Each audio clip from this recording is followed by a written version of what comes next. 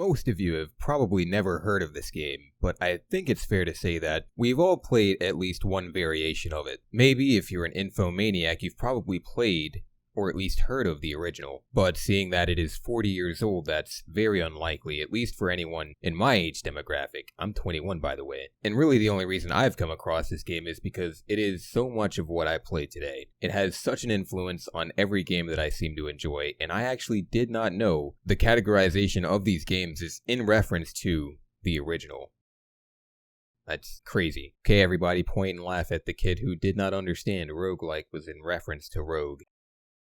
Hello everyone, welcome back to another Watermelon rating. Today we have Rogue, the video game, the spawn, creation, whatever you'd want to call it, of the roguelike genre. You know, the games like The Binding of Isaac, Hades, Enter the Gungeon, all those popular games where you die and start over and die and start over, and then sometimes, maybe sometimes, you'll get a god-tier run, but then you'll die and then start over again. All these games bit the flow from Rogue, hence roguelike. And jumping into it, the game is a pretty standard retro game. Very confusing, very bare bones, no controls layout, and the very essence of confusion that surrounds the player as they are looking at this screen with a bunch of squares on it, which very easily dates this game. You get dropped in this starting room, and one would think in 2022, man, I'll just put my 4 fingers on and around the wasad, and I'll get to exploring. That was not the case. I actually had to put my right hand on the keyboard for some reason. Kinda odd, but I moved with the arrow keys. Now there is a ton of movement keys,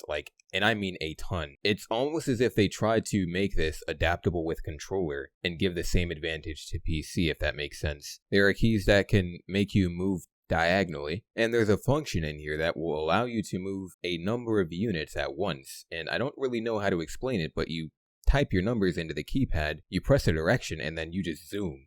You just get out of there, which I think is actually very useful for the way that this game is made. There's a lot of straight paths and a lot of single directional movements that you need to do in order to pass floor by floor. So it seems like it could be extremely useful if I knew how to navigate my hands. And really the movement wasn't the only thing that was confusing. Remember how I said there was no control scheme? I spent a good chunk of my time pressing through all the keys to see what they did and trying to remember what kind of menu it brought up. This game does have the obvious ones like I for inventory, D for drop, I guess. There is T for throw, W to wield. There is C to call, as in renaming items in the game. There's E for eating, but there's A for drinking. Weird. One would think in my present brain that E and A could be bound to one key. And to make it a little more confusing, there's no function button. Allow me to elaborate. If you find yourself in a room with a goblin and you wanted to attack him, what you would do was walk up to him and walk up to him again. The way to use, quote unquote, or to attack is to move in the direction of that enemy, and it'll give you this update or tooltip in the top left that says whether you hit or not, and whether it was critical or powerful, I don't remember the word, and then it'll show the same thing for the enemy. Luckily, the game doesn't move around you, so you do actually have time to read all this,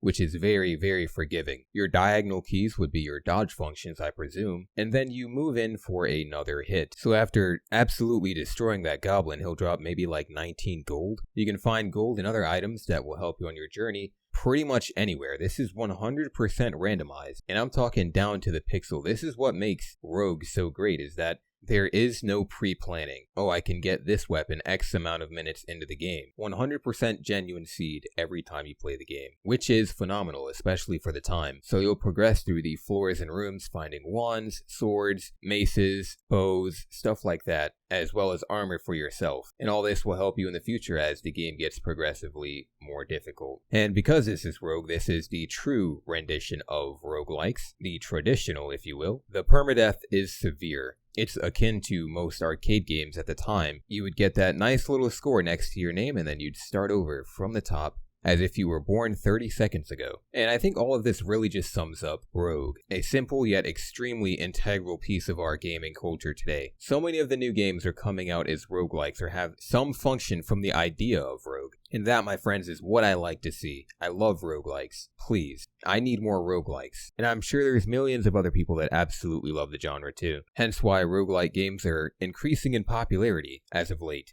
But as time proves, the further and further we get away from the release date of Rogue, the more and more people aren't learning about it. Which is why I'm making this video, at least for my personal reference, as to my journey in discovering Rogue, and hopefully someone else's too. But that's all I have for this video. Thank you guys so much for watching. It's not my usual watermelon rating, but I thought this was a cool idea and a very interesting topic, at least for me, as a fan of roguelikes. Be sure to hit that subscribe button, get yourself a new watermelon, and I will see you in the next one.